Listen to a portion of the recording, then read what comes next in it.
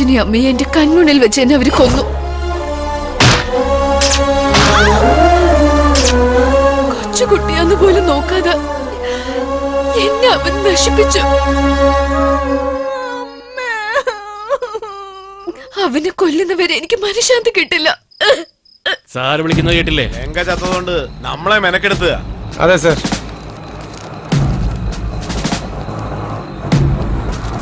ആട്ടോ നില്ല പോ. സാറ് വിളിക്കുന്നു, വാ.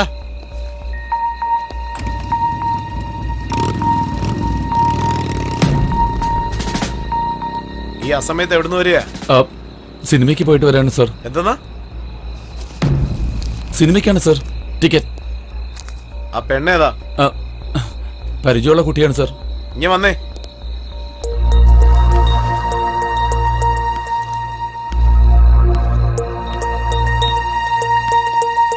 നിന്റെ പേരെന്താ? സുജാത. എന്താ? സുജാത. കാണിച്ചേ.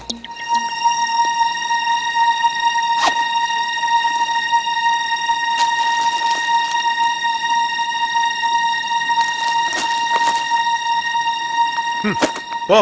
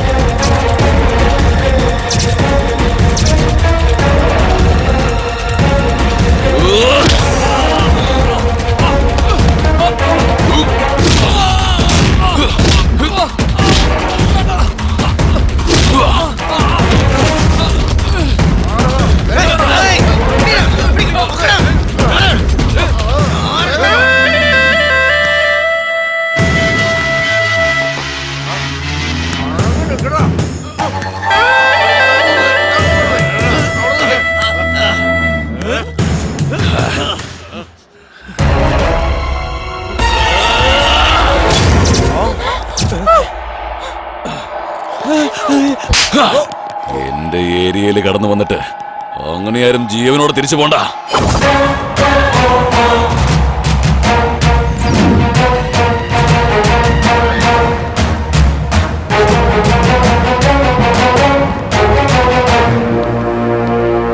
നിന്നെ കാണാനാ ഞാൻ വരുന്നത്. നീ ആരാണെന്ന് പറയാ.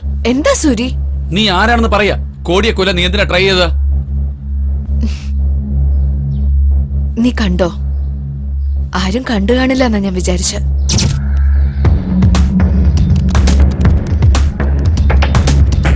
കോട്ടിയെ കൊല്ലണോന്ന് എന്തിനാ എല്ലാവരും വിചാരിക്കുന്നത്? അവൻ കാരണം അവർക്കോ അവരുടെ കുടുംബക്കാരോ പ്രശ്നത്തിൽ പെട്ടിട്ടുണ്ടായിരിക്കും. അത് തന്നെ ഞാൻ നിന്നോട് ചോദിക്കുന്നത്. പ്രശ്നം ഉണ്ടായത് നിനക്കാണോ നിന്റെ കൂട്ടുകാരിക്കോ? എന്റെ കുടുംബം മുഴുവൻ അവൻ കാരണം ബലിയായി. ആ സംഭവം കഴിഞ്ഞ് കുറച്ചു കാലം ഊണും ഉറക്കമില്ലാതെ ഞാൻ കഴിഞ്ഞു. ഈ നിമിഷം പോലും അവനെ എങ്ങനെയാ കൊല്ലേണ്ടെന്ന് ആലോചിച്ചുകൊണ്ടിരിക്കുകയാണ്. അവനെ കൊല്ലാനാണ് ഞാൻ ജീവിച്ചിരിക്കുന്നത്. അവനെ കൊല്ലാനായിട്ട് പോയിട്ട് നിനക്ക് എന്തെങ്കിലും സംഭവിച്ചാൽ? സാരമില്ല, എനിക്ക് എന്തെങ്കിലും സംഭവിച്ചാൽ വിഷമിക്കാൻ ആരുമില്ല. ഞാനുണ്ടല്ലോ. ആ കാര്യം നിനക്കും അറിയാം. ഞാൻ തന്നെ ലവ് ചെയ്യുന്ന കാര്യം നിനക്കറിയില്ലേ? അറിയില്ല. പിന്നെ നീ എന്തിനു വേണ്ടി എന്നോട് ഇത്രയും ക്ലോസ് ആയത്? കോട്ടിയെ ക്ലോസ് ചെയ്യാൻ വേണ്ടി. നീ സത്യം പറ സുജാതെ, എന്നെ നീ ഇതുവരെ പ്രേമിച്ചിട്ടേ ഇല്ലേ? കോട്ടിയെ കൊല്ലണം, അതല്ലാതെ എനിക്ക് വേറെ ഒരു ചിന്തയുമില്ല. സുജാതെ, എന്നെ നിനക്ക് ഒരുപാട് ഇഷ്ടമാ. അല്ലെങ്കിൽ നീ ഈ കാര്യം എന്നോട് പറയില്ലായിരുന്നു. ഈ കാര്യം ഞാൻ കോടിയോട് പറയില്ലെന്ന് നീ വിശ്വസിക്കുന്നുണ്ട്. ആ വിശ്വാസമാണ് പ്രേമം.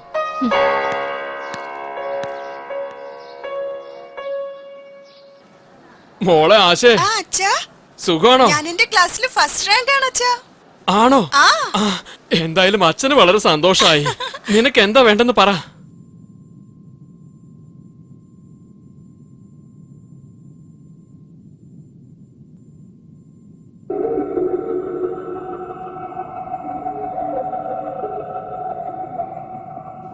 മുരുക, സ്വാമി കൊണ്ട് നായക്ക് കൊടുക്ക.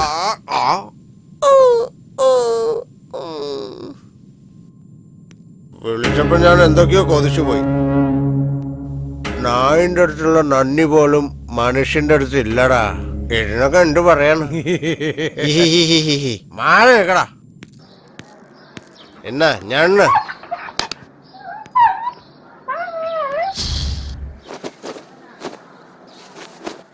അമ്മേ, അമ്മേ, എന്തു പറ്റി? എന്താടാ? നിങ്ങൾ വേഗം എവിടേക്കാന്ന് വെച്ചാ പൊയ്ക്കോ. കാര്യം എന്താന്ന് പറഞ്ഞു തൊലക്കടാ. നമുക്ക് ഇവിടുന്ന് പോവാം അമ്മേ. നീ കാര്യം എന്താന്ന് പറയാതെ എങ്ങനെയാ? ഞാൻ എന്ത് പറയാനാ, അമ്മ തന്നെ ഹോസ്പിറ്റലിൽ പോയി നോക്ക്. ഇവനൊരു ശല്യമായി. വാ. എന്തു പറ്റി?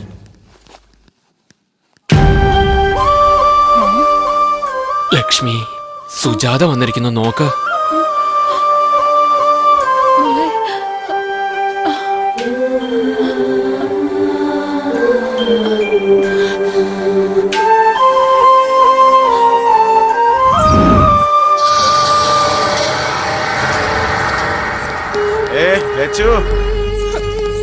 രാത്രി വരാൻ പറഞ്ഞിട്ട് വന്നില്ലല്ലോ. രാത്രി വേണമെങ്കിൽ നിനക്ക് നിന്റെ അമ്മയോടൊപ്പം കിടന്നാ പോരായിരുന്നോ? നിനക്ക് അത്ര കേൾക്കാറോ?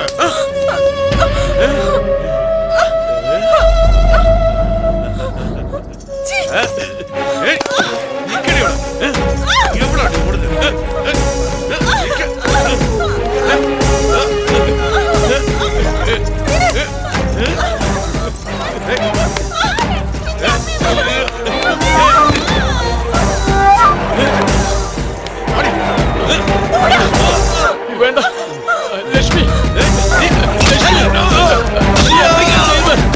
വേണ്ട ലക്ഷ്മി.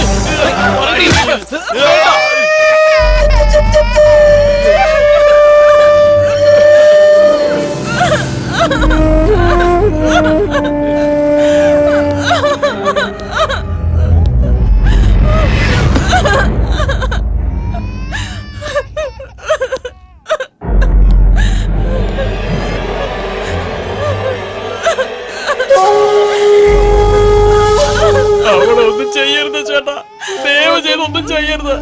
പേടിക്കണ്ട, നീ കരുതുന്ന പോലൊന്നും ചെയ്യില്ല. സുന്ദരമായ ഒരു പൂവ് കണ്ടു, അതെന്റെ സ്വന്തമാകുന്നവരെയും മറ്റൊരു പെണ്ണിനും തൊടില്ലെന്ന് ഞാൻ സത്യം ചെയ്തിട്ടുണ്ട്. എന്റെ വീട്ടിലെ നായയെ തൊടാൻ പോലും എല്ലാവരും പേടിക്കും. അങ്ങനെയുള്ള എന്റെ മരുമകന്റെ തലയ്ക്ക് നീ കല്ല് കൊണ്ടടിച്ചല്ലേ? എടാ മുരുക, ഇവൾക്ക് എന്ത് ശിക്ഷയാ കൊടുക്കണ്ടേ? ശിക്ഷ എന്തുവാ? ഇവൾക്ക് ശിക്ഷയല്ല, ഒരു വരം കൊടുത്തേക്കാം. സാറേ, അവളെ വിട്ടേക്കു സാറേ. നിനക്കിവിടെ പിടിക്കുന്നത് ഇഷ്ടമല്ലേ? എന്നാ പിന്നെ ഇനി എവിടെ ആരും പിടിക്കുന്നു.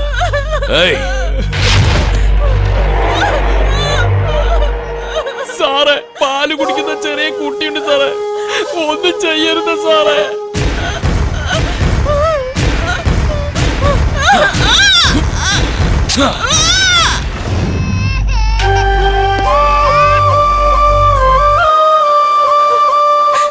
ഇനി എന്റെ കുഞ്ഞിന് പാല് കൊടുക്കാൻ പോലും പറ്റില്ല.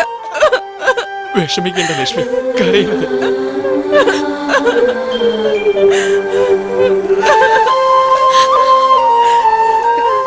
കേസ് കൊടുത്തോ? അവന്റെ ബന്ധുവിനെ തൊട്ടതിനാ ഇങ്ങനെയൊക്കെ ചെയ്തത്.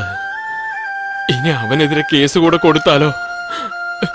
എന്തായി പറയുന്ന? ഇത്രയൊക്കെ സംഭവിച്ചിട്ട് പോലീസിൽ ഒരു കംപ്ലൈന്റ് കൊടുത്തൂടെ? കൊടുക്കില്ല. കാരണം അവര് പാവങ്ങളാ. മുറിവ് വേഗം ഉണങ്ങണം, ജോലിക്ക് പോകണം, കൊച്ചുങ്ങളുടെ വിശപ്പടക്കണം. ഇതൊഴിച്ച് മറ്റൊന്നും അവർ ആലോചിക്കാറില്ല. എന്നാ നിങ്ങൾ ആലോചിക്കുമല്ലോ. നിങ്ങൾ എന്താ ഇതുവരെ കംപ്ലൈന്റ് കൊടുക്കാത്ത? കൊടുത്താ അവരെന്നെയും കൊല്ലും. ചാവുന്നതിൽ എനിക്ക് പേടിയൊന്നുമില്ല. പക്ഷേ ഞാൻ പോയാൽ ഈ സഹായം ചെയ്യാൻ പോലും ഇവർക്ക് ആരുമില്ല. കൊള്ളാലോ ഡോക്ടറെ നിങ്ങളുടെ കാരണം. എന്നാൽ നിങ്ങളെ പോലെ ഞാൻ മൗനമായി നിൽക്കില്ല. കേസ് കൊടുക്കാൻ എനിക്കും അറിയാം. അതിനാ പോണേ.